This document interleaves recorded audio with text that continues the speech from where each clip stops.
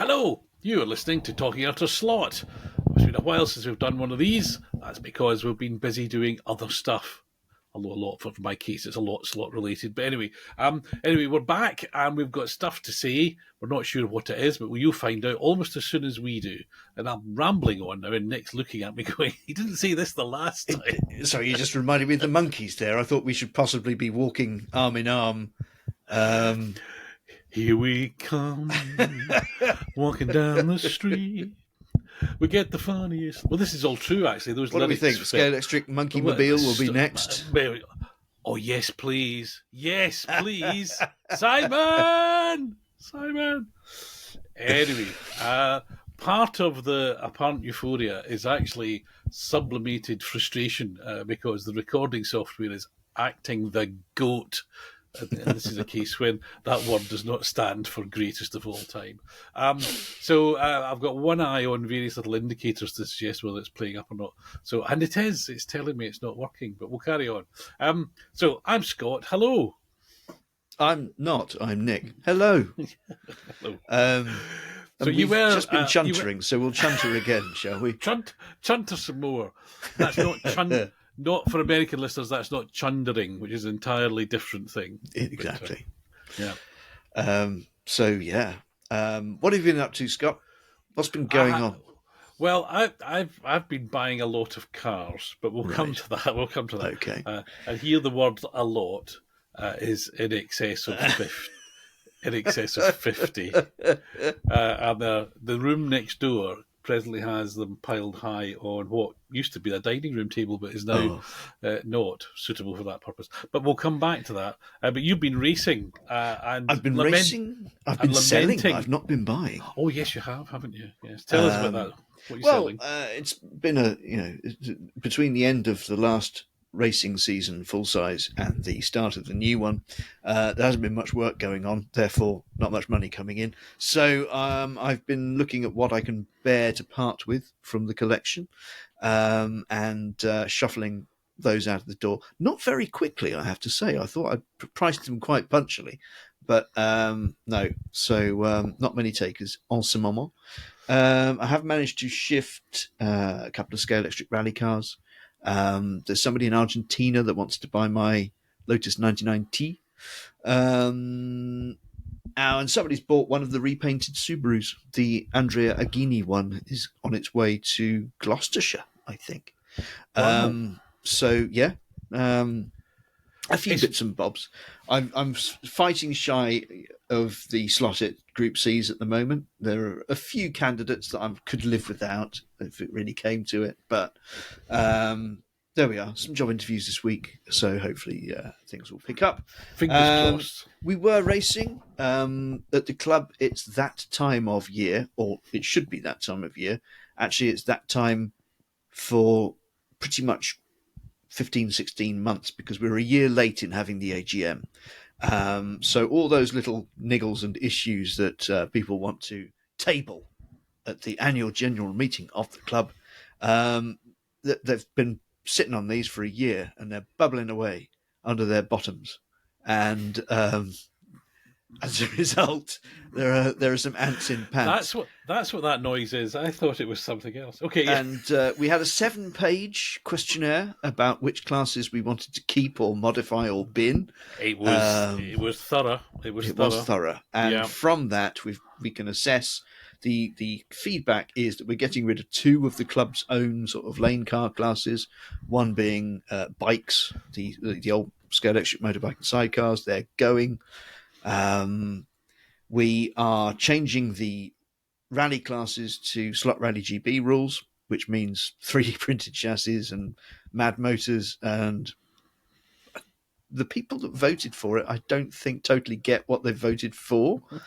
And here we see an echo from real life, where a number of people in the country think, how did those idiots vote for this? They didn't know what they were voting for. Yes, and we're about to see that on a catastrophic level. But there we are.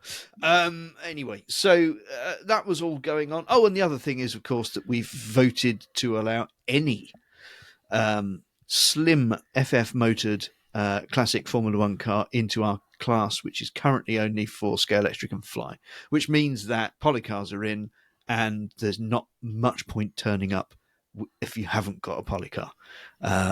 You would be bringing not even a knife to a gunfight, you'd be bringing a box of tissues to a gunfight. Scalextric and Fly make very, very beautiful Helps models. if you wave it as a white flag, I suppose. Exactly, yeah. They make very, very beautiful models of 1970s Grand Prix cars, which are very, very pretty on the shelf, but they do take quite a lot to make run properly without a magnet in them. Whereas polycars are effectively slot its and take the magnet out, put a little bit of weight in, and they are zoomy little things. So it's going to be a polycar class. And I've just actually sent round the CSCRA, the Classic Slot Racing Club Association thing, who run the box stock polycar class at things like the UK Slot Festival. Okay. And so their rules are set choices of tyres from the polycar menu, and no Ferrari 126 C2s, because all the other cars are 1970s on different tyres and with a narrower rear axle. Because obviously if you let those things in, it just becomes, then it goes from being a wide open choice of Scalextric and Fly cars to a wide open choice of polycar cars to there's only one polycar car that's worth turning up with. So yeah, that sort of stuff. It's the nitty gritty of trying to administer to the needs of slot racers and their preferences in terms of technology. It is an interesting. I mean, people listening saying this also is terribly complicated if you just want to play with toy cars, and of course, but it is kind of, the club does effectively.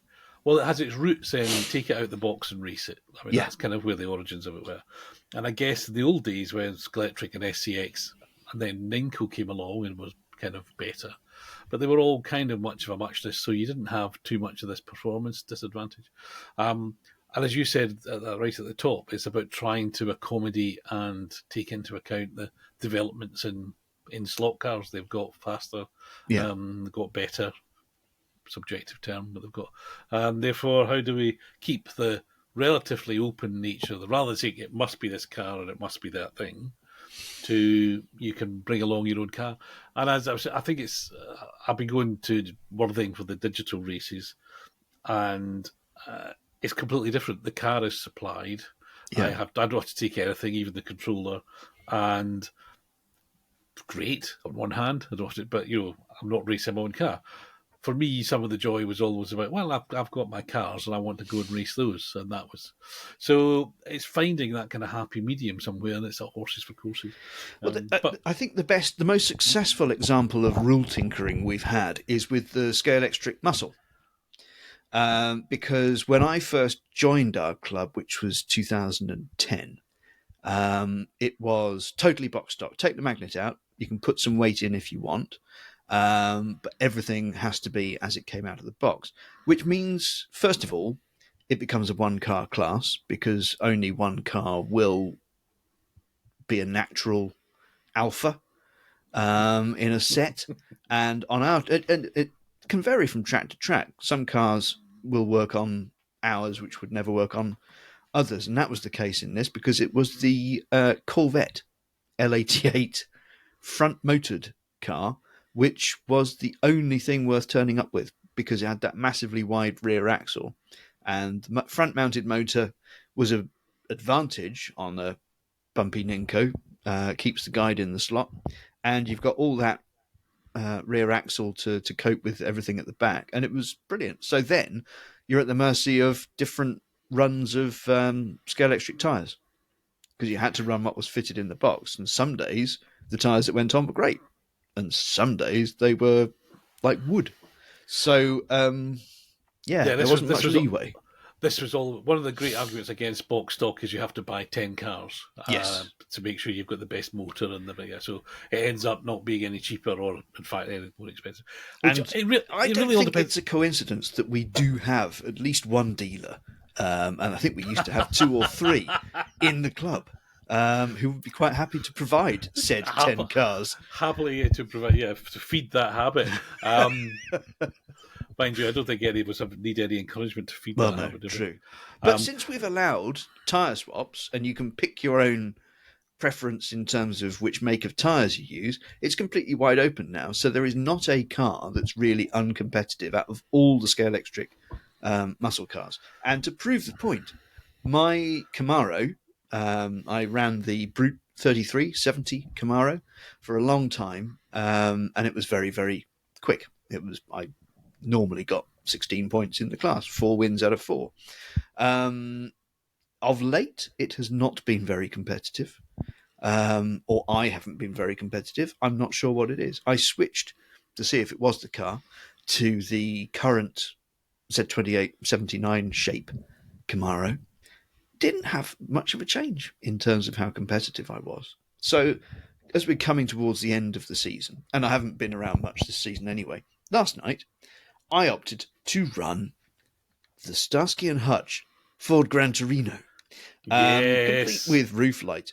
Now, this I thought it was one I'd raced before, and slapped it on the track, and discovered that it still had the magnet in, which means that it's one that came in a bunch of cars I bought locally on Facebook Marketplace. Somebody was like, "Oh, I've got some old Scalextric cars I don't want, 20 quid for the lot." And I was like, "Yes, thank you." And this is a fairly well-kept Torino. So I whipped the magnet out, put my nice sticky rear tyres on, and that was it. There's no weight in it or anything. There's no practice or testing. It was just slap it on. And I got 12 points, so 4 third places. 4 second places. In a car that really it's not very racy compared to the Camaros and others that are the proven track cars. And that just sort of shows that actually it's quite wide open. And that's about to change now as well, because we're now admitting blooming Pioneers. And Pioneers have a higher spec motor and wider tyres and bigger wheels. And I've gone again.